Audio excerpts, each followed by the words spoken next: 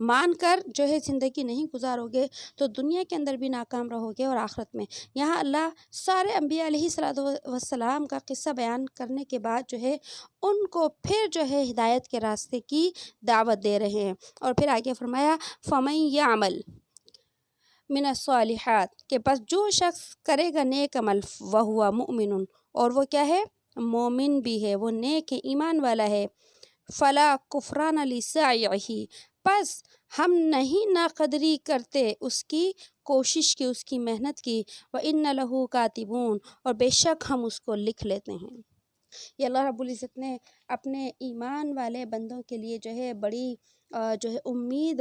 کی جو ہے وہ آیت بیان کی ہے کہ میرے بندوں جو کافر ہیں ان کے لیے بھی یہ بات ہے کہ لوٹ کر ہر چیز کا حساب کتاب دینا ہے، لیکن دنیا کے اندر جو لوگ ایمان قبول کرتے ہیں، ایمان قبول کرنے کے بعد نبی کے لائے ہوئے اور چھوڑے ہوئے دین کے اوپر عمل کر کر اپنی زندگی گزارتے ہیں، گناہ ہو جائے تو توبہ کر کے جو ہے وہ اپنی زندگی کو گزارتے ہیں، تو اللہ نے فرمایا کہ وہ میری نظر میں بھی کیا ہیں؟ وہ ہوا مؤمنون، وہ اللہ کی نظر میں بھی کیا ہیں؟ ایمان والے ہیں، اور جو ایمان والا ہوتا ہے اللہ اس کے ایمان کی قدر کرتے ہیں۔ یہاں ہے نا فلا کفران لسعیہ، اللہ اس کی جو ہے کوشش اور محنت کی ناقدری نہیں کرتے۔ تو کوشش اور محنت کا مطلب کیا ہے کہ اس نے ایمان کو قبول کیا، ایمان کو قبول کرنے کے بعد اللہ کی مرضی کی زندگی گزارنے کی جو اس نے کوشش کی ہے، اور نبی علیہ السلام کی جو ہے وہ سنت کے مطابق اور شریعت کے مطابق زندگی گزارنے کی کوشش کی ہے، تو اللہ اس کی کوشش، اس کی محنت، اس کے عمل، اس کے اخلاص، اس کی نیتوں کو جو ہے کبھی بھی ضائع نہیں کریں گے، کبھی بھی ضائع نہیں کریں گے۔ اور اللہ نے فرمایا کہ ہم ضائع نہیں کریں گے بلکہ ہم اس دلیل کے طور پر جو ہے وَإِنَّ لَهُ كَاتِبُونَ، بے شک ہم اس کو لکھ لیں گے، کہ ہمارے پاس جو ہے ایسے فرشتے موجود ہیں جو فرشتے جو ہے انسان کی زندگی کے ایک ایک عمل کو لکھتے ہیں، کہ وہ انسان اگر گناہ کرتا ہے، نیکی کرتا ہے، تو اللہ نے انسان کے کندھوں کے اوپر ان فرشتوں کو بٹھایا ہے، تو جو کاتبون ہیں، لکھنے والے ہیں، تو انسان کی کندھوں کے اوپر جو دو فرشتے بیٹھے ہیں انہیں کرامن کاتبین کہا جاتا ہے، اور اللہ نے سیدھے ہاتھ والے فرشتے کو جو ہے وہ ذمہ داری دی ہے کہ وہ کیا کرے گا، کہ وہ انسان کے نیکیاں لکھتا ہے۔ پھر اللہ پاک نے اس سیدھے ہاتھ والے فرشتے کو، سیدھے ہاتھ والے کاتب کو جو ہے وہ امیر بنایا ہے، یعنی نگران ہے، یہ لیڈر ہے اس کا، اور الٹا ہاتھ والا جو ہے اس کا ماتحت ہے۔ جب انسان کوئی گناہ کرتا ہے اور الٹے ہاتھ والا فرشتہ جب گناہ کو لکھنے کی کوشش کرتا ہے تو سیدھے ہاتھ والا فرشتہ اس کو روکتا ہے اور کہتا ہے کہ ٹھہر جا، شاید کہ یہ توبہ کر لے۔ پھر آتا ہے کہ جب وہ انسان توبہ نہیں کرتا تو وہ فرشتہ پھر جو ہے اسے لکھنے کی کوشش کرتا ہے، تو سیدھے ہاتھ والا فرشتہ پھر اسے روکتا ہے کہ ٹھہر جا، شاید یہ توبہ کر لے۔ 3 دفعہ اس کو ایسے روکتا ہے۔ اگر وہ بندہ توبہ کر لیتا ہے تو اس کے نامہ اعمال کے اندر وہ گناہ نہیں لکھا جاتا، لیکن اگر وہ توبہ نہیں کرتا تو اس کے نامہ اعمال کے اندر وہ گناہ جو ہے لکھ دیا جاتا ہے۔ اس لیے اللہ پاک نے فرمایا کہ ہم تو تمہاری نیکیوں کو بھی لکھنے والے ہیں، تو اسی طریقے سے گناہ گار لوگوں کے گناہوں کو بھی جو ہے وہ لکھنے والے ہیں۔ اور آگے فرمایا وَحَرَامٌ عَلَىٰ قَرْيَةٍ، اور مقرر ہو چکا، حرام کا مطلب حرام بھی کر سکتے ہیں، اور حرام ہے، ناممکن ہے، عَلَىٰ قَرْيَةٍ کسی بستی پر، اہلکناہا جس کو ہم نے ہلاک کر دیا ہو، انہم لا یرجعون کہ بے شک وہ لوٹ کر نہیں آئیں گے۔ کہ اللہ پاک فرما رہے ہیں کہ دنیا یہ دیکھیے یہ جو مشرکین تھے نا، تو مشرکین کا سب سے بڑا اعتراض کیا تھا کہ آپ مسلمانوں کے جو نبی ہیں نا وہ یہ کہتے ہیں کہ جب انسان گناہ کرتا ہے تو عذاب آتا ہے، اور اسی طریقے سے مسلمانوں کے مذہب میں یہ بات ہے کہ جب انسان مر جاتا ہے تو مرنے کے بعد جو ہے اسے زندہ کیا جائے گا، اسے زندہ کیا جائے گا۔ پورے قرآن کے اندر یہ دعوت بار بار چلی ہے کہ انسان کو مرنے کے بعد جو ہے زندہ کیا جائے گا اور ان کا جو ہے حساب کتاب ہوگا۔ تو یہ جو مشرکین تھے یہ بار بار یہ شبہ کرتے تھے، شک کرتے تھے، اعتراض کرتے تھے کہ دنیا کی اتنی عمر گزر چکی، ہم نے تو دیکھا کہ ہمارے باپ دادا برسوں سے مرے ہوئے ہیں، لیکن ہم نے تو آج تک نہیں دیکھا کہ کوئی مرا ہوا شخص زندہ ہوا ہو اور جو ہے اس کا حساب کتاب ہوا ہو۔ اگر واقعی مرنے والے زندہ ہوتے تو ہم بھی تو دیکھتے کہ کبھی کوئی زندہ ہوا ہے، اور ہم بھی دیکھتے کہ کبھی کسی کا حساب کتاب ہوا ہے، تو ایسا تو ہے ہی نہیں۔ تو پتہ چلا کہ مرنے کے بعد کوئی زندگی نہیں ہے۔ اللہ نے ان کے اس اعتراض کا یہاں پر جواب دیا، حرام علی قریۃ، کہ اگر اللہ رب العزت فرما رہے ہیں کہ اگر میں نے کسی بستی کو جو ہے موت دے دی، بستی کے لوگوں کو موت دے دی، یا بستیوں کو عذاب کی وجہ سے جو ہے وہ، جیسے طوفان نوح میں قوم نوح ہلاک ہوئی، اور قوم شعیب کو ہلاک کیا، قوم صالح کو ہلاک کیا، عاد و سمود کو ہلاک کیا، تو اللہ فرما رہے ہیں کہ وہ جو بستیاں جن کو ہم ہلاک کر چکے ہیں، جو لوگ مر چکے ہیں، وہ دنیا میں اب کبھی بھی لوٹ کر نہیں آئیں گے۔ تم سمجھتے ہو کہ ہمارے سامنے زندہ ہو جائیں؟ نہیں، دنیا میں مرنے کے بعد کوئی بھی شخص دوبارہ زندہ نہیں ہو سکتا۔ اور اللہ نے فرمایا انہم لا یرجعون، کہ بے شک وہ لوٹ کر نہیں آئیں گے۔ ہم جو وعدہ کر رہے ہیں تم سے کہ زندہ کریں گے مرنے والوں کو، وہ تو قیامت کے دن ہوگا، جب قیامت ہو جائے گی اور حشر کا میدان لگے گا، اس دن انسان کو زندہ کریں گے۔ تم سمجھتے ہو کہ تمہاری آنکھوں کے سامنے اگر کوئی زندہ نہیں ہو رہا تو کبھی بھی زندہ نہیں ہوگا۔ اور آگے اللہ نے فرمایا کہ جب زندہ کرنے کا وقت آئے گا تو اس کی اللہ رب العزت نے کچھ نشانیاں بیان فرمائی۔ دیکھیے، زندہ کرنے کا جو وقت ہے وہ کون سا ہے؟ قیامت کا۔ اور دین اسلام کے اندر قیامت کی جو ہے وہ نشانیاں بیان کی گئی ہیں۔ قیامت کی دو طرح کی نشانیاں ہوتی ہیں، ایک قیامت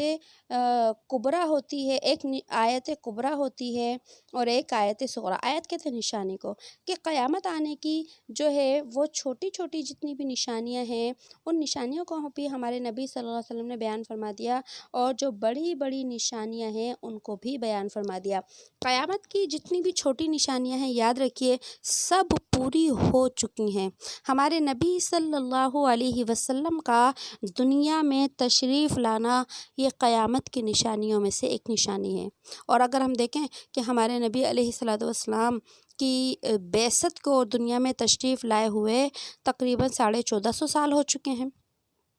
تو اس وقت قیامت کی ایک نشانی پوری ہوئی۔ اب تو ہم جو ہے 1450 سال کے فاصلے کے اوپر ہیں، اس درمیان میں بہت ساری قیامت کی نشانیاں پوری ہو چکی ہیں، اور چھوٹی جتنی بھی قیامت کی نشانیاں ہیں وہ تقریباً ساری پوری ہو چکی ہیں۔ اور ایک ہے قیامت کی بڑی نشانیاں، ان قیامت کی بڑی نشانیوں کو بھی احادیث طیبہ کے اندر بیان کیا گیا ہے۔ تو یہاں پر اللہ رب العزت نے ان مشرکین کے لیے قیامت کی ایک بڑی نشانی کو بیان کیا ہے کہ تم جو ہے یہ نہ سوچو کہ قیامت نہیں آ رہی تو قیامت آئے گی بھی نہیں، جب تک قیامت کے آنے کی نشانیاں پوری نہیں ہو جائیں گی قیامت نہیں آئے گی۔ اور قیامت کے آنے کی نشانیوں میں سے ایک بڑی نشانی ہے یاجوج اور ماجوج کا ہونا۔ یاجوج اور ماجوج یہ ایک قوم ہے، ان کے لیے عام طور سے لوگ سمجھتے ہیں کہ یہ جنات ہیں، لیکن یاجوج اور ماجوج یہ جنات میں سے نہیں ہیں، یہ انسان ہوں گے، ٹھیک ہے، انسان ہوں گے یاجوج اور ماجوج۔ اللہ رب العزت نے جو ہے ان کا راستہ جو ہے وہ بند کر رکھا ہے، اور وہ بند کس طرح کر رکھا ہے؟ سد ذوالقرنین سے۔ جو ہے ذوالقرنین ایک بادشاہ بھی تھے، تو انہوں نے جو ہے ایک سیسا پلائی ہوئی جو دیوار ہے وہ ان کے راستے کی جو ہے رکاوٹ بنا دی ہے اللہ کے حکم سے۔ اب یاجوج اور ماجوج کون سی قوم ہے، یہ دنیا کے کس حصے کے اندر رہتی ہے، اور ان کے آنے کی خروج کی کون کون سی نشانیاں ہوں گی، یہ ان کا تفصیل جو ہے وہ جو ہے سورہ کہف کے اندر آئے گی۔ ابھی عنقریب انشاءاللہ ہم سورہ کہف پڑھنے والے ہیں، تو وہاں پر ہم اس کے اور جو ہے تفصیل سے پڑھیں گے۔ تو یہاں پر اللہ رب العزت نے یاجوج اور ماجوج کا ذکر کیا، حتی اذا فتحت، یہاں تک کہ جب کھول دیا جائے گا یاجوج اور ماجوج کو، کہ تم یہ سمجھتے ہو کہ قیامت نہیں آ رہی، لیکن سنو قیامت ضرور آئے گی۔ قیامت اس وقت تک نہیں آئے گی جب تک کہ دنیا میں یاجوج اور ماجوج کی قوم نہیں آئے گی۔ اور اللہ نے فرمایا ہے کہ وہ یاجوج اور ماجوج کی قوم کیسی ہوگی، کہ وَهُم مِّن كُلِّ حَدَبٍ، کہ وہ ہر بلندی سے اور ہر ٹیلے سے کیا ہوں گے؟ ینسلون، پھیلتے ہوئے اور دوڑتے ہوئے آئیں گے۔ تو فرمایا کہ قیامت نہیں آئے گی جب تک کہ ساری نشانیاں پیدا واقع نہ ہو جائیں۔ صحیح مسلم شریف کے اندر حضرت حذیفہ بن یمان رضی اللہ تعالیٰ عنہ کی روایت ہے کہ فرماتے ہیں کہ ہم چند صحابہ ایک دن آپس میں کچھ تذکرہ کر رہے تھے تو رسول اللہ صلی اللہ علیہ وسلم تشریف لائے اور دریافت فرمایا کیا مذاکرہ تمہارے درمیان جاری ہے، یعنی تم آپس میں کیا بات کر رہے ہو؟ تو صحابہ نے عرض کیا یا رسول اللہ ہم قیامت کا تذکرہ کر رہے ہیں کہ قیامت کب آئے گی۔ تو اس وقت اللہ کے نبی صلی اللہ علیہ وسلم نے ارشاد فرمایا کہ قیامت اس وقت تک قائم نہیں ہوگی جب تک 10 علامتیں اس سے پہلے ظاہر نہ ہو جائیں، یعنی جو بڑی بڑی نشانیاں ہیں نا وہ ظاہر نہ ہو جائیں۔ ان 10 علامتوں میں اللہ کے نبی صلی اللہ علیہ وسلم نے یاجوج اور ماجوج کا بھی وہ تذکرہ فرمایا ہے۔ یاجوج اور ماجوج کا بھی تذکرہ فرمایا ہے۔ اب اللہ رب العزت نے یہاں یاجوج اور ماجوج کے لیے فتحت کا وہ لفظ استعمال کیا ہے۔ فتحت فتح یفتح عربی میں کھولنے کے لیے آتا ہے۔ تو دیکھیے کھولا اسی چیز کو جاتا ہے جو کیا ہو، پہلے سے بند ہو۔ تو فتحت کے لفظ سے یہ پتہ چلتا ہے کہ یاجوج اور ماجوج کی جو قوم ہے وہ کہیں بند ہے اس وقت، اور کوئی ایسی رکاوٹ ہے، کوئی ایسی بندش ہے جس کی وجہ سے وہ دنیا کے اندر نہیں آ سکتے۔ لیکن جب قیامت کا نزدیکی زمانہ ہوگا اور اللہ رب العزت کو ان کو دنیا کے اندر نکالنا منظور ہوگا تو یہ بندش راستے سے ہٹا دی جائے گی ان کی، اور یہ بندش ان کے راستے میں یہ سد ذوالقرنین ہے۔ سد وہ کہتے ہیں ایک بڑی دیوار کو، سد ذوالقرنین جو ذوالقرنین بادشاہ نے وہ دیوار بنائی تھی، ان کے نام کی طرف یہ منسوب ہے۔ اور یہ سد ذوالقرنین قیامت کے وقت ختم ہو جائے گی، اور ابھی بھی چاہے وہ موجود تو ہے، لیکن یہ ہے کہ اللہ کی طرف سے ان کو ابھی نکلنے کا حکم اور اجازت نہیں ہے۔ انشاءاللہ سورہ کہف کے اندر ہم اس کی تفصیل پڑھیں گے۔ اور پھر آگے فرمایا من کل حدب، حدب کہتے ہیں ہر اونچی جگہ، اونچے اونچے پہاڑ جو ہوتے ہیں اور اونچے اونچے جو ٹیلے ہوتے ہیں تو ان کو عربی میں حدب کہا جاتا ہے۔ تو جہاں پر یہ یاجوج اور ماجوج کی قوم کا ایک محل وقوع بیان کیا گیا، یعنی کس دنیا کے کس علاقے کے اندر یاجوج اور ماجوج کی قوم ہے، تو اس سے پتہ چلا ہے کہ یاجوج اور ماجوج کی جو قوم ہے جو اس کے اوپر تاریخ ہمیں بتاتی ہے کہ دنیا کے اندر شمال کے علاقے میں 4 سمتیں ہیں دنیا کی، تو 4 سمتوں میں جو شمالی پہاڑ جو ہیں ان کے پیچھے دنیا میں جو شمالی سمت ہے نا، اس سمت کے اندر پہاڑی سلسلے بہت زیادہ ہیں۔ تو اللہ پاک نے یہ جو ان کو یاجوج اور ماجوج کو جو قید کروایا ہے، یہ بھی دنیا کے شمالی پہاڑوں کے پیچھے قید کروایا ہے۔ اس لیے جب یہ ان کے نکلنے کا جو وقت آئے گا، تو چونکہ اس علاقے میں پہاڑ بہت زیادہ ہیں، تو اس پہاڑوں کے پیچھے سے جب یہ آزاد ہوں گے تو ان پہاڑوں کے اوپر سے چلتے ہوئے تیزی سے اور پھسلتے ہوئے اس طریقے سے دنیا کے اندر آئیں گے۔ اور آتا ہے کہ ان کی تعداد اس قدر ان کی تعداد ہوگی کہ دریائے فرات کے لیے آتا ہے کہ جب یہ قوم دریائے فرات کے اوپر سے پہنچے گی، تو دریائے فرات ایک بہت بڑا دریا ہے، بہت ظاہر ہے بڑا دریا ہے، تو پانی بھی اسی طریقے سے اس کے اندر، تو جب یہ آگے والی جو یاجوج اور ماجوج کی قوم کے جو لوگ ہوں گے، جب اس دریا کے پاس سے گزریں گے تو اس دریا کا سارا پانی پی لیں گے، اور جب تک پیچھے والی جو قوم ہوگی، باقی لوگ ہوں گے، وہ اس دریائے فرات کی طرف سے گزریں گے تو وہ کہیں گے کہ یہاں ایسا معلوم ہوتا ہے کہ کبھی پانی تھا، یعنی کہ وہ آگے والے سارا پانی پی جائیں گے اور پیچھے والے کوئی نشان دیکھ کر کہیں گے کہ شاید ہمیں لگتا ہے کہ یہاں پر کبھی پانی تھا، یعنی اتنی زیادہ ان کی کیا ہوگی، تعداد ہوگی۔ تو اللہ نے فرمایا کہ گویا یہ نشانی اس لیے بیان فرمائی کہ تم یوں نہ سمجھو کہ قیامت نہیں آ رہی اور آئے گی بھی نہیں، قیامت آئے گی۔ آگے اللہ پاک نے فرمایا وَاقْتَرَبَ الْوَعْدُ الْحَقُّ، اور نزدیک آ گیا وہ وعدہ جو سچا ہے، فَإِذَا هِيَ شَاخِصَةٌ، پس اسی دن، پس اسی وقت، پس اچانک، اسی وقت اوپر لگی رہ جائیں گی الابصار آنکھیں، پس اس وقت اوپر شاخصہ اوپر لگی رہ جائیں گی آنکھیں، الذین کفروا ان لوگوں کی جو کافر ہیں، یا ویلنا قد کنا فی غفلۃ من ھذا، وہ کہیں گے ہائے ہماری بدبختی ہے، یا ویلنا ہائے ہماری کم بختی ہے، قد کنہ تحقیق ہم تھے، فی غفلت بے خبری کے اندر، ہم تھے غافل، من ھذا اس سے، بل کنہ ظالمین بلکہ ہم ظالم تھے۔ کہ اللہ نے فرمایا کہ یہ جو ہے ابھی بار بار قیامت کا کیا کر رہے ہیں، انکار کر رہے ہیں کہ قیامت آئے گی نہیں، لیکن سنو جب قیامت آ جائے گی،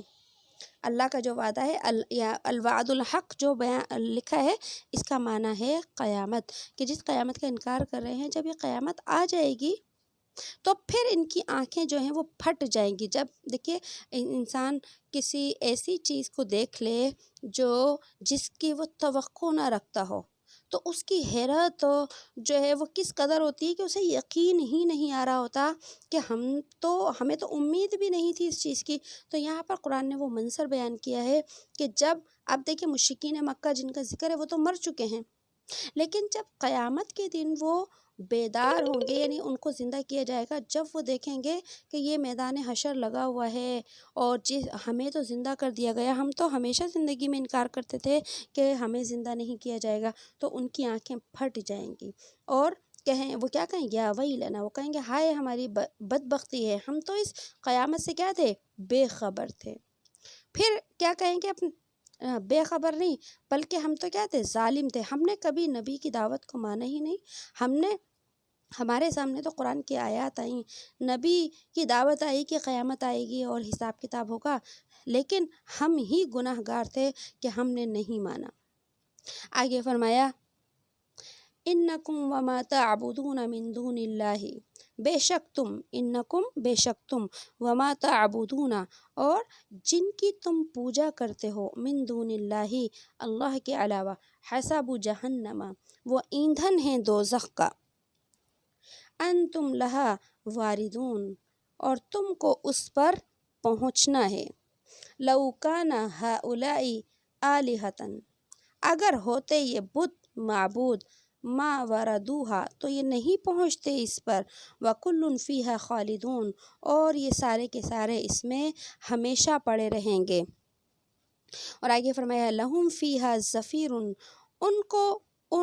اس میں چلانا ہے، وہم فیہا لا یسمعون اور اس میں ان کی نہیں سنی جائے گی۔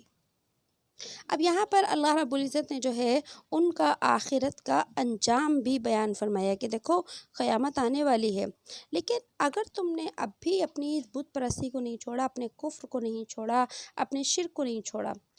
تو دیکھیے یہ حکم صرف بت پرستوں کو ہی نہیں ہے، جس دور کے اندر بھی کفر کی جو شکلیں چل رہی ہیں اور وہ انسان اس کفر کو جو ہے وہ قبول کر چکے ہیں، کافر ہو چکے ہیں، ان سب کے لیے اللہ کا کیا ہے، یہی فیصلہ ہے کہ وہ ہمیشہ جہنم میں رہیں گے۔ اب یہاں پر اللہ نے خاص ان بت پرستوں کا ذکر فرمایا ہے کہ جو بت پرست ہیں تو جب یہ کفر کی حالت میں مر گئے تو ان کو بھی جہنم میں ڈالا جائے گا، وَمَا تَعْبُدُونَ اور جن کی تم پوجا کرتے ہو ان کو بھی جو ہے وہ کیا ہے، جہنم میں ڈالا جائے گا۔ اب وہ پوجا جس کی کرتے تھے وہ تو بت تھے پتھر کے، تو اللہ نے فرمایا کہ ان بتوں کو بھی ڈالوں گا، اور حسب جہنم یہ جہنم کا کیا ہوں گے، ایندھن ہوں گے۔ جب جہنم کے اندر یہ بت ڈالے جائیں گے تو ان بتوں کے ذریعے کیا کریں گے، اللہ جہنم کی آگ کو اور بھڑکائیں گے۔ جب قرآن کریم کی یہ آیت نازل ہوئی تو یہ کفار اور مکہ جو تھے، قریش مکہ جو تھے، ان کو یہ بات سخت بری لگی، ناگوار گزری، اور کہنے لگے کہ اس آیت میں یا اس کلام میں تو ہمارے معبودوں کی سخت توہین کی گئی ہے، سخت توہین کی گئی ہے۔ تو یہ کفار اور مشرکین جو ہے نا مل کر ایک اہل کتاب عالم کے پاس گئے، اہل کتاب عالم جو ہے وہ عیسائی عالم کے پاس گئے، ٹھیک ہے، اور اس کا نام تھا ابن الزبعری۔ اس عالم کے پاس گئے اور اس سے شکایت کی کہ دیکھو وہ جو ہے قرآن جو ان کے نبی کے اوپر نازل ہوتا ہے تو اس قرآن کے اندر ہمارے بتوں کی جو ہے وہ کیا کی گئی، توہین کی گئی ہے، تو یہ جو اہل کتاب کا عیسائیوں کا عالم تھا نا، اس نے کہا کہ اگر میں اس جگہ موجود ہوتا تو میں مسلمانوں کو ایک جواب دیتا، اور اس بات کا جواب مسلمانوں کو آتا بھی نہیں۔ تو یہ مشرکین مکہ جو ہے اس سے پوچھنے لگے کہ آپ ان کو کیا جواب دیتے، کیا ایسی بات تھی، کیا کہتے؟ تو یہ عالم جو ہے یہ کہنے لگا کہ میں مسلمانوں سے یہ کہتا کہ جو عیسائی قوم جو ہے نا، یہ حضرت عیسیٰ علیہ السلام کو اللہ کا بیٹا مانتے ہیں، خدا مانتے ہیں، اور ہم یعنی کہ ہم جو عیسائی ہیں حضرت عیسیٰ علیہ السلام کو اللہ کا بیٹا مانتے ہیں، اور یہ جو یہودی ہیں نا، یہ بھی حضرت عزیر علیہ السلام کی عبادت کرتے ہیں۔ ہم عیسائی جو ہیں حضرت مریم کی اور حضرت عیسیٰ کی عبادت کرتے ہیں، اور عزیر یہودی جو ہیں حضرت عزیر کی عبادت کرتے ہیں۔ تو کیا پھر ان کو بھی جہنم میں ڈالا جائے گا؟ جبکہ مسلمان کہتے ہیں حضرت عزیر بھی اللہ کے پیغمبر ہیں، حضرت عیسیٰ علیہ السلام بھی اللہ کے پیغمبر ہیں۔ تو میں تو ان سے یہ پوچھتا کہ پھر جب بتوں کو ڈالا جائے گا تو ہم بھی تو ان کی پوجا کرتے ہیں، ہم بھی تو ان کو خدا کہتے ہیں، کیا ان کو بھی جہنم میں ڈالا جائے گا؟ یہ پھر تو یہ بھی سارے تمہارے عقیدے کے مطابق یہ جو نبی ہیں، یہ نبی بھی کہاں چلے جائیں گے؟ جہنم میں چلے جائیں گے۔ تو دیکھو میں یہ کہتا تو مسلمانوں کے پاس اس کا کوئی جواب نہیں ہوتا۔ جب کفار مکہ نے، قریش مکہ نے یہ بات سنی تو بہت خوش ہوئے، کہنے لگے واقعی یہ بات تو ایسی ہے کہ محمد جو ہے اس کا کوئی جواب نہیں دے سکتے، اس کا کوئی جواب ہی نہیں ہوگا ان کے پاس۔ تو جب جو ہے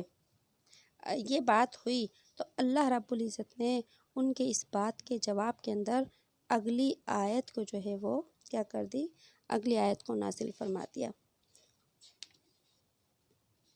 آگے فرمایا جی کہ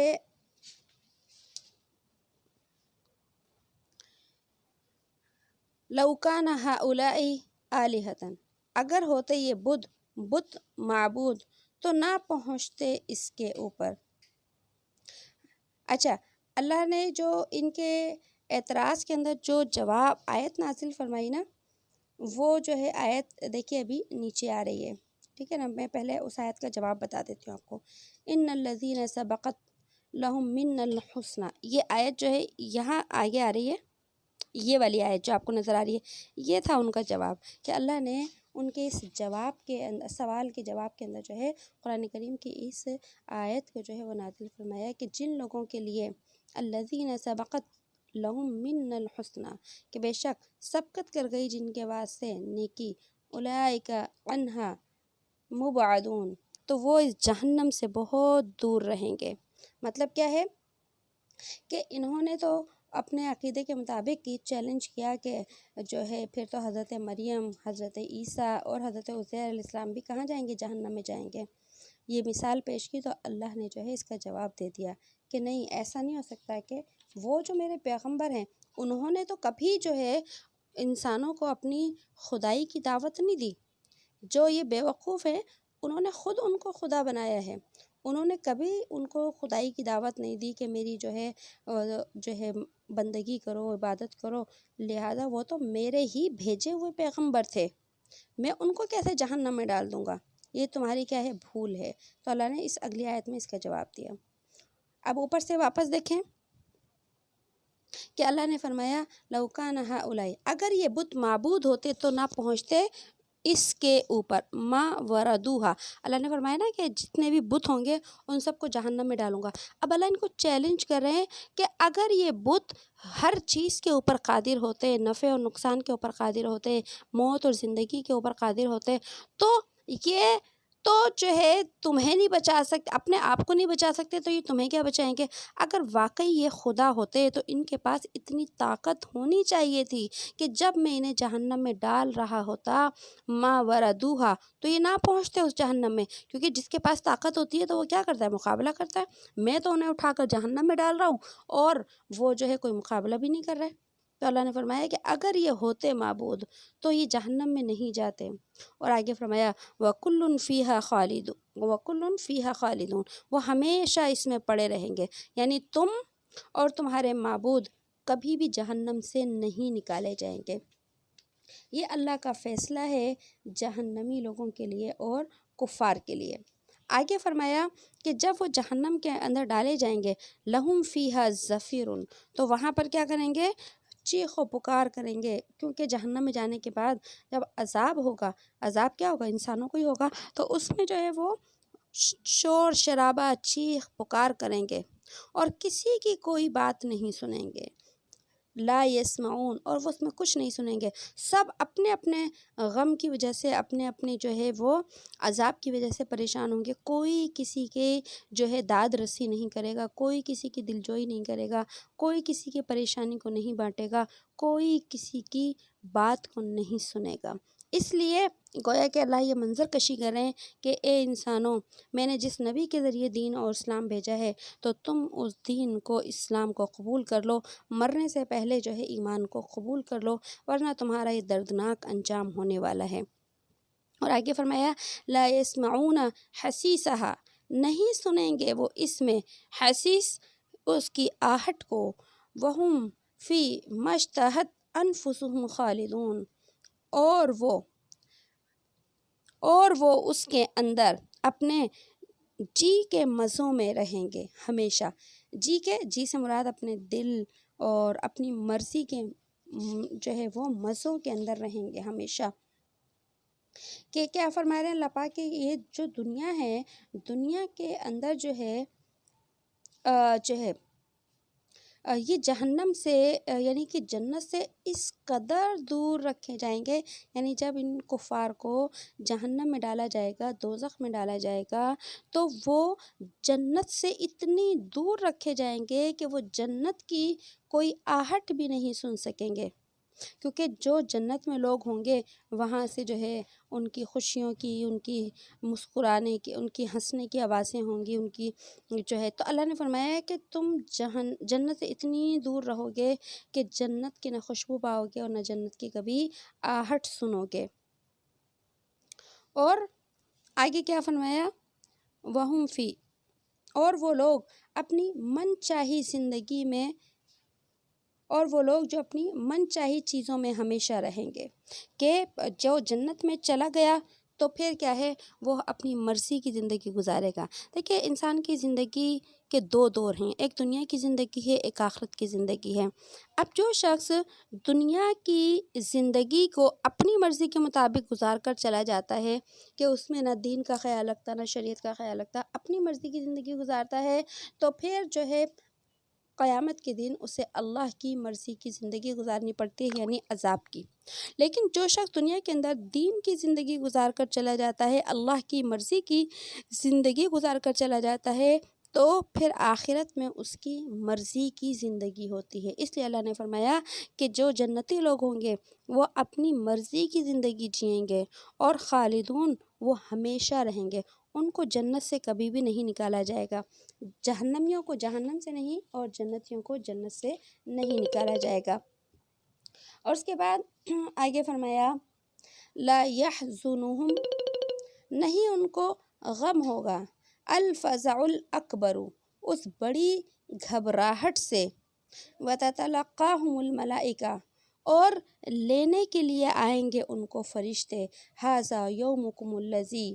کنتم توعدون، یہ وہ دن ہے جس کا تم سے وعدہ کیا گیا ہے۔ کب؟ کہ فزع اکبر، فزع اکبر کا مطلب کیا ہے کہ جب پہلا نفخہ ہوگا، قیامت کا سور پھونکا جائے گا، ساری جو ہے کائنات ختم ہو جائے گی، لیکن جب دوسرا نفخہ پھونکا جائے گا، یعنی دوسرا سور پھونکیں گے حضرت اسرافیل علیہ السلام، تو پھر کیا ہوگا، سارے مردے جو ہیں وہ کیا ہو جائیں گے، زندہ ہو جائیں گے۔ جب زندہ ہو جائیں گے تو پھر کیا ہوگا کہ بہت سارے لوگوں کا الگ الگ انجام ہوگا، کہ جو انسان زندگی اپنی ایمان کی حالت میں گزار کر گیا وہ بھی ہوں گے، جو کفر کی حالت میں گزار کر گئے وہ بھی، تو جو کافر ہوں گے وہ تو بڑی گھبراہٹ کے اندر اٹھیں گے، بڑی گھبراہٹ کے اندر، کیونکہ قیامت کا تو انہیں امید ہی نہیں تھی آنے کی۔ لیکن جو لوگ ایمان والے ہوں گے، اعمال والے ہوں گے، جب وہ قبروں سے نکلیں گے تو اللہ نے فرمایا تتلقاہم الملائکہ، ملیں گے ان سے فرشتے۔ یہاں ملنے سے ایک استقبال کرنا مراد ہے کہ فرشتے ان کا کیا کریں گے؟ استقبال کریں گے۔ اور فرشتے پھر کیا کہیں گے؟ ھذا یومکم الذی کنتم توعدون، یہ تھا وہی دن جس کا تم سے وعدہ کیا گیا۔ کہ قرآن میں بار بار آیا کہ اللہ حساب کتاب کا دن لے کر آئیں گے، قیامت کا دن آئے گا۔ اس قیامت کے دن تمہیں جو ہے اپنے رب کے سامنے حساب کتاب دینا ہے۔ لیکن جو نہ ماننے والے تھے قیامت کے، جب قیامت کا دن دیکھیں گے تو وہ بڑے حیران، پریشان و گھبراہٹ کے عالم میں ہوں گے کہ ان کی آنکھیں پھٹ جائیں گی۔ اور جن کو اپنی زندگی میں یہ یقین تھا کہ قیامت کے دن آئے گا اور وہ اس کے لیے محنت کر کر دنیا سے چلے گئے اور توبہ کر اللہ سے چلے گئے، تو ان کا انجام اللہ نے بیان فرمایا کہ پھر قبروں سے جب وہ اٹھیں گے تو فرشتے جو ہے ان کا کیا کریں گے؟ استقبال کریں گے۔ اب دیکھیے کہ کوئی شخص کہیں جاتا ہے اور کوئی اسے لینے کے لیے آتا ہے اور اس کا استقبال کرنے کے لیے آتا ہے، تو یہ مہمان کی کتنی مہمان نوازی ہوتی ہے کہ میزبان جو ہے اس کو کیا کرے؟ لینے کے لیے آئے۔ تو اللہ نے یہ ان کا اکرام کا جو ہے ایک طریقہ بتایا ہے کہ فرشتے ان کا استقبال کریں گے اور ان کو لینے کے لیے آئیں گے۔ اور پھر آگے اللہ رب العزت نے فرمایا کہ سنو، قیامت کی منزلیں آسان نہیں ہیں، بہت مشکل منزلیں ہیں۔ اور پھر اللہ نے فرمایا یوم نطوی السماء کطی السجل للکتب، جس دن ہم لپیٹ دیں گے آسمان کو جیسے کہ لپیٹتے ہیں سجل، جیسے کہ لپیٹتے ہیں کسی کاغذ کو، مضامین کو۔ یہاں پر سجل کا معنی آپ کے سامنے طومار آ رہا ہے، لیکن اس کو آسان الفاظ میں بتا دیتی ہوں، مضامین، للکتبی، لکھنے کے لیے۔ کما بدأنا اول خلق نعیدہ، جیسا کہ ہم نے بنایا ان کو، اول خلق، پہلی مرتبہ، نعیدہ، اسی پر ہم ان کو لوٹا دیں گے، وعدن علینا، یہ وعدہ ہے ہمارا، انا کننا فاعلین، اور بے شک ہم اس کو کرنے والے ہیں۔ اب اللہ نے فرمایا کہ جب قیامت کے دن آئے گا تو پھر کیا ہوگا؟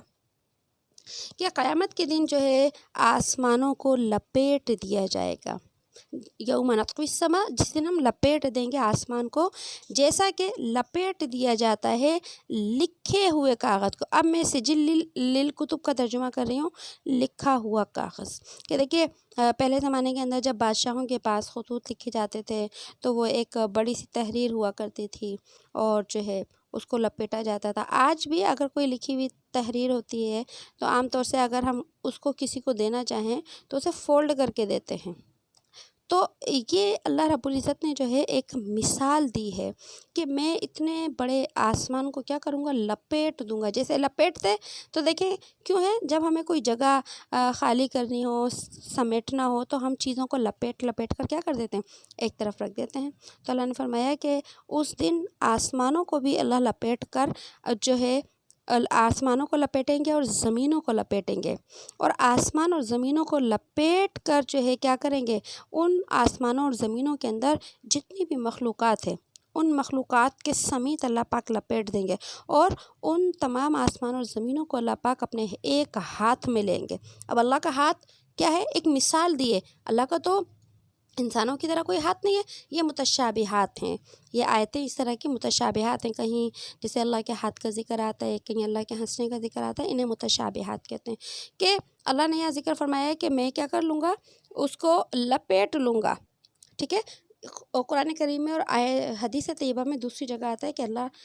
اپنے ہاتھ میں لپیٹ لیں گے۔ اب اللہ کے ہاتھ سے مراد کیا ہے؟ اللہ کی طاقت، اللہ کی قدرت، کہ اللہ ان سب کو لپیٹ کر ایک طرف کر دیں گے۔ تو یہ کیا ہے؟ اللہ کی طاقت کی نشانی۔ اور پھر اللہ نے فرمایا کما بدأنا، ہم تمہیں ایسے پیدا کریں گے جیسے ہم نے تمہیں پہلے پیدا کیا ہے۔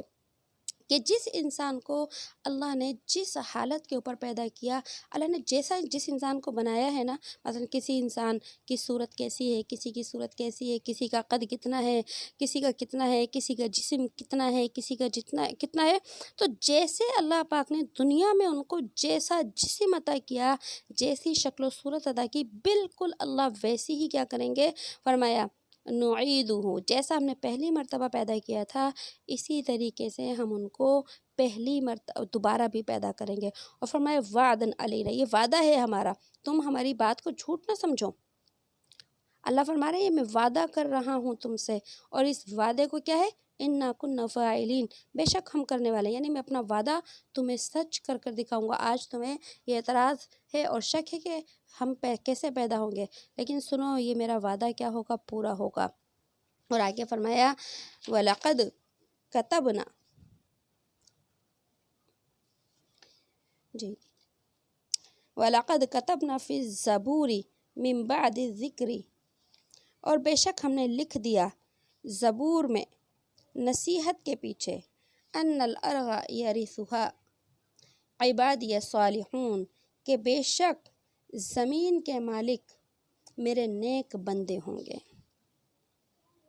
زمین کے مالک میرے نیک بندے ہوں گے۔ تو یہاں پر اللہ پاک نے فرمایا کہ یہاں زبور سے جو مراد ہے، زبور سے مراد جو ہے کتاب ہے، زبور سے مراد کتاب ہے۔ اور جو زبور ایک تو وہ کتاب ہے جو حضرت داؤد علیہ السلام کے اوپر جو ہے وہ نازل ہوئی۔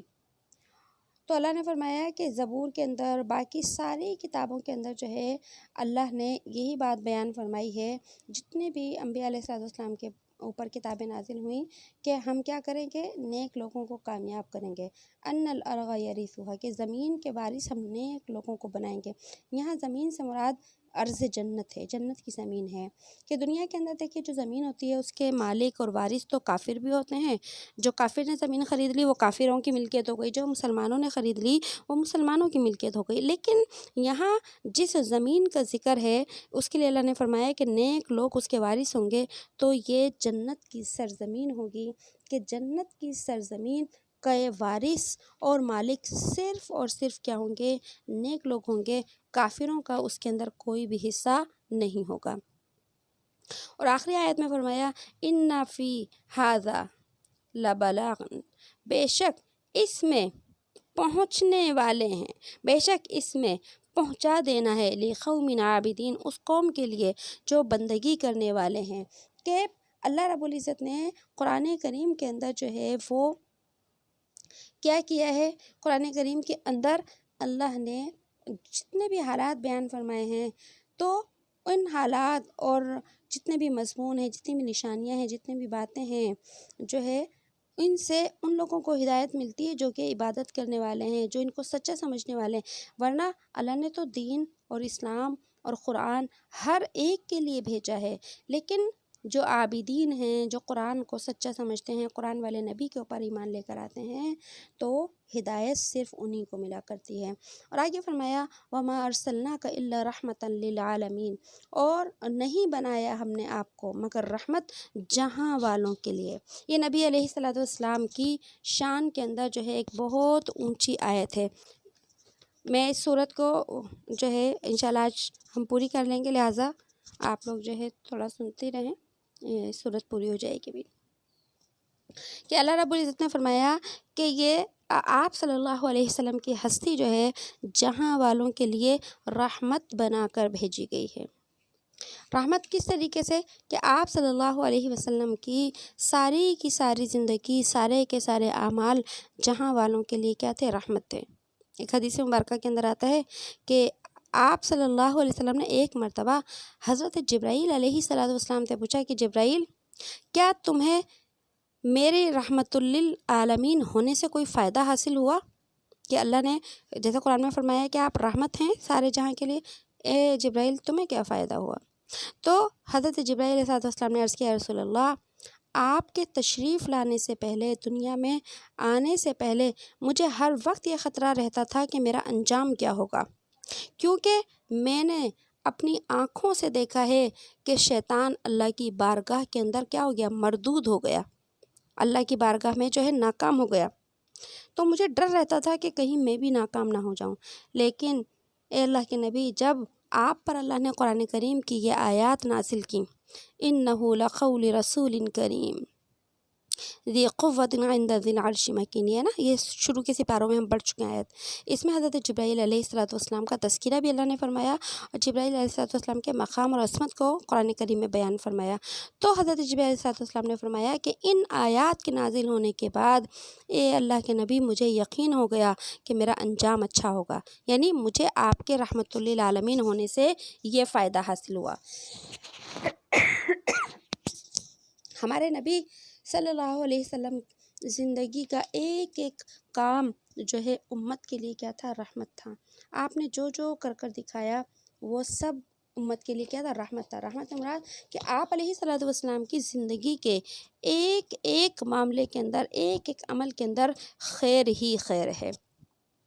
اور آگے فرمایا قل انما یوحی الی انما الہکم الہ واحد، قل آپ کہہ دیجئے کہ بے شک مجھ کو وحی کی گئی ہے میری طرف کہ بے شک الہکم، کہ تمہارا معبود اور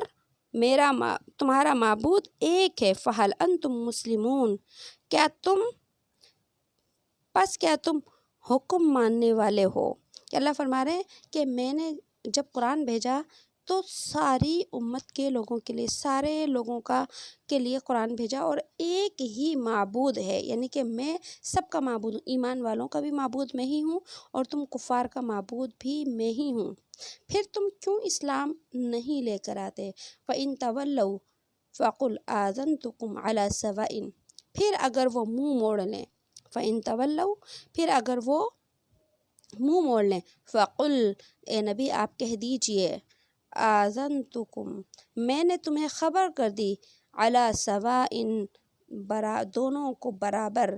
وَإِنْ أَدْرِي أَقَرِيبٌ أَمْ بَعِيدٌ مَا تُوعَدُونَ، اور یہ کہ میں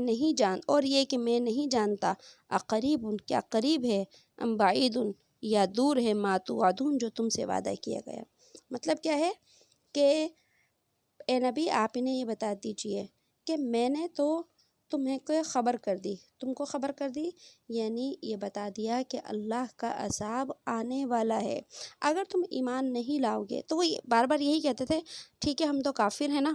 تو ہمارے اوپر تو عذاب آ جانا چاہیے، اتنے برس ہو گئے ابھی تک تو ہمارے اوپر عذاب آیا ہی نہیں، تم تو کیا کرتے ہو، مذاق کرتے ہو۔ اللہ نے اس کا جواب دیا کہ میں جو تمہیں عذاب کا بتاتا ہوں، یہ عذاب کا وعدہ بالکل سچا ہے، لیکن میں یہ نہیں جانتا کہ وہ عذاب قریب ہے یا دور ہے۔ وَإِنْ أَدْرِي أَقَرِيبٌ، کہ وہ قریب ہے یا دور ہے، مَا تُوعَدُونَ جس کا تم سے وعدہ کیا گیا، یعنی جس عذاب کا وعدہ ہے اس کے بارے میں نہیں پتا، یہ نہیں بتا سکتا ہے کہ تمہیں کب ہلاک کیا جائے گا، لیکن تمہیں یہ بتا سکتا ہوں کہ اگر تم نے کفر کی زندگی کو نہیں چھوڑا تو تمہیں ضرور ہلاک کیا جائے گا۔ اور آگے فرمایا اِنَّهُ يَعْلَمُ الْجَهْرَ مِنَ الْقَوْلِ وَيَعْلَمُ مَا تَكْتُمُونَ، بے شک وہ جانتا ہے الجہرہ، ظاہری بات کو، الجہر من القول، جو بات تم پکار کر کہو، وَيَعْلَمُ مَا تَكْتُمُونَ، اور وہ جانتا ہے جو کچھ تم چھپاتے ہو۔ کہ کفار اگر تم دین کا انکار کرتے ہو جو ہے کھلے عام، الجہر من القول سے بات کیا ہے، پکار کر، کہ کھلے عام تم اگر انکار کرتے ہو اللہ وہ بھی جانتا ہے، اور تم جو دلوں میں چھپا کر کفر رکھتے ہو اللہ ان کو بھی جانتا ہے۔ یعنی منافقین تھے وہ دلوں کے اندر کیا رکھتے تھے، کفر رکھتے تھے، اللہ نے فرمایا کہ میں کیا کرتا ہوں ان کو بھی جانتا ہوں۔ اور آگے فرمایا وَإِنْ أَدْرِي لَعَلَّهُ فِتْنَةٌ لَكُمْ وَمَتَاعٌ إِلَىٰ حِينٍ، اور یہ کہ ادری، اور میں نہیں جانتا، لعلہ کہ شاید، فتنتن تم کو، فطرۃ لکم آزمایا جائے تم کو، ومتاع الی حین اور فائدہ دینا ہے تھوڑے وقت تک۔ اس کا کیا مطلب ہے؟ دیکھیں ایک لفظ ہے فتنتن، وَإِنْ أَدْرِي فِتْنَةٌ لَكُمْ، دوسرا مطلب ہے کہ اللہ کے نبی نے اللہ کے حکم سے فرمایا ہے کہ نبی ان کو یہ بھی بتا دیجئے کہ یہ سمجھتے ہیں کہ ان کے اوپر عذاب نہیں آ رہا تو یہ سب صحیح کر رہے ہیں اور یہ اپنی کفر کی زندگی پر صحیح ہیں، یہ سمجھتے ہیں عذاب نہیں آ رہا، لیکن ان کو یہ بتا دیجئے کہ اگر اللہ نے ان کے اوپر عذاب ابھی نہیں بھیجا تو کیا کی ہے، اللہ نے ان کو ڈھیل دی ہے، فتنۃ لکم آزمائش دی ہے، کہ تم کفر کے باوجود اللہ تمہیں مال دے رہا ہے، اللہ تمہیں رزق دے رہا ہے، اللہ تمہیں اولاد دے رہا ہے، دنیا کی جو ہے آسائشیں دے رہا ہے، تو اللہ نے جو تمہیں مہلت دی ہے نا، تو یہ کیا ہے؟ آزمائش ہے کہ تم اب بھی کیا کر لو؟ توبہ کر لو۔ اور دوسرا کیا ہے؟ وَمَتَاعٌ إِلَىٰ حِينٍ، اور اے نبی یہ بھی ہو سکتا ہے کہ ہم انہیں ان کی سزا کو بڑھانے کے لیے کیا کر رہے ہیں؟ انہیں ڈھیل دیے جا رہے ہیں۔ کہ دیکھیے جب انسان کے اوپر مصیبت آتی ہے نا تو بعض اوقات وہ توبہ کر لیتا ہے، لیکن ایک انسان گناہ پہ گناہ کیے چلا جا رہا ہے، مصیبت بھی کوئی نہیں آ رہی اس کے اوپر، بیماری بھی کوئی نہیں آ رہی، اور جو ہے وہ جو ہے بڑی گناہ کی زندگی گزار رہا ہے، مال بھی بڑھ رہا ہے، اس کا عیش و عشرت بھی بڑھ رہی ہے، دنیا کی ترقی بھی ملے جا رہی ہے، تو یہ بڑا خطرناک معاملہ ہوتا ہے، کیونکہ جب انسان کے اوپر مصیبت آتی ہے تو وہ کسی نہ کسی صورت میں جو ہے بعض اوقات اللہ کی طرف پلٹ جاتا ہے۔ لیکن جب سرکشی کے باوجود اگر جو ہے اللہ کی طرف سے کوئی پکڑ نہ آئے تو یہ انتہائی خطرناک بات ہوتی ہے کہ اللہ کیا کرتے ہیں؟ اس کی آخرت کی سزا بڑھانے کے لیے دنیا کے اندر کوئی آزمائش اس کے اوپر بند کر دیتے ہیں کہ اب دنیا میں نہیں، اسے جو دل چاہے اس کا کیا ہے کرتا رہے، آخرت کے اندر جب آئے گا تو خوب اس کو جو ہے کیا ہے اس کے انجام کا جو ہے وہ بدلہ ملے گا۔ تو اللہ نے یہی فرمایا ہے کہ ان کو جو میں عذاب نہیں دے رہا تو اے نبی ان کو ہی سمجھا دیجئے کہ ان کی آزمائش ہے کہ شاید یہ توبہ کر لیں، اور دوسری شکل کیا ہے کہ اگر یہ نہیں توبہ کی تو پھر یہ ڈھیل ہے اور قیامت کا عذاب بڑھ جائے گا۔ اور آگے فرمایا قال رب احکم، آپ کہہ دیجئے، قال کہا رسول نے، فرمایا رسول نے، ربی اے میرے رب، فیصلہ کر دے بالحق کی انصاف کے ساتھ، کہ اللہ میں تو انہیں دعوت دے چکا ہوں لیکن یہ جو میری قوم ہے ایمان لانے کے لیے تیار نہیں ہے، لہٰذا آپ ایمان والے اور کفار کے درمیان کیا کر دیجئے؟ فیصلہ کر دیجئے۔ اور اللہ کا جو فیصلہ تھا کیا تھا؟ کہ میں ایمان والوں کو ہمیشہ غالب کروں گا، ایمان والوں کو فتح نصیب کروں گا۔ تو اس غلبے کی اور فتح کی دعا یہاں پر نبی علیہ السلام نے کی کہ اب یہ ماننے والے نہیں ہیں، اللہ اب جو ہے ہمارے درمیان فیصلہ کر دیجئے۔ تو پھر اللہ نے فیصلہ کیا، اور وَرَبُّنَا الرَّحْمَنُ الْمُسْتَعَانُ، اور ہمارا رب رحمان ہے، اسی سے مدد مانگتے ہیں، عَلَىٰ مَا تَصِفُونَ، ان باتوں پر جو تم بتاتے ہو، جو تم بیان کرتے ہو۔ کہ اب یہ کفار سے کہا گیا کہ دیکھو ہمارا رب تو بڑا مہربان ہے،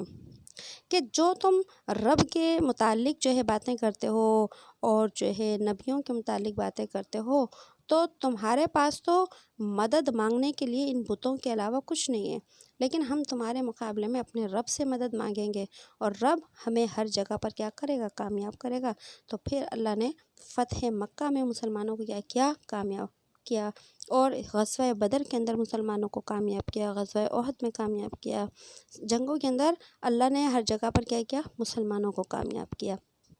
تو اس مدد کا یہاں پر جو ہے نبی علیہ السلام نے اس مدد کی، اللہ سے جو ہے وہ دعا کی، اور اللہ رب العزت نے اپنا وعدہ پورا کر کے دکھایا۔ الحمدللہ یہ جو ہے ہماری سورۃ الانبیاء جو ہے اب مکمل ہو گئی۔ بسم اللہ الرحمن الرحیم، سبحان اللہ وبحمدہ، سبحانک اللہم وبحمدک، نشہد ان لا الہ الا انت، نستغفرک ونتوب الیک، سبحان ربک رب العزت عما یصفون، والسلام علی المرسلین، والحمد للہ رب العالمین۔ السلام علیکم ورحمۃ اللہ وبرکاتہ۔